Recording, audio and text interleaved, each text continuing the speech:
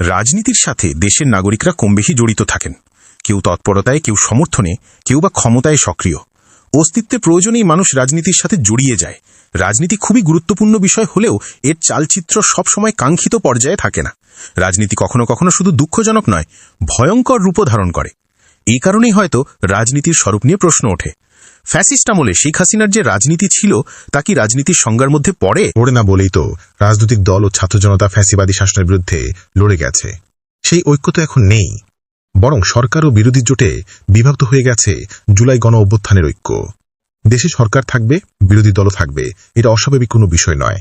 কিন্তু রাজনৈতিক বা মতাদর্শগত বিরোধ যদি জাতির স্বার্থ ও অস্তিত্বকে সমীহ করতে সমর্থ না হয়, তখন তো চলমান রাজনীতি নিয়ে প্রশ্ন উঠবেই। ফ্যাসিস্ট সরকারের পতনের পর নির্বাচন হল, সরকারও গঠিত হল। ত্রয়োদশ সংসদের প্রথম অধিবেশনের সমাপ্তিও জাতি লক্ষ্য করল। দফায় দফায় উত্তাপ ছড়িয়েছে ত্রয়োদশ জাতীয় সংসদের প্রথম অধিবেশন। স্পষ্ট হয়েছে সরকার ও বিরোধী দলের রাজনৈতিক মতাদর্শের বিষয়টিও। এ নিয়ে পত্রপত্রিকার প্রতিবেদন হয়েছে বিশ্লেষণও। তবে প্রথম অধিবেশনে বেশি ব্যবহার হয়েছে ৭১ কার্ড।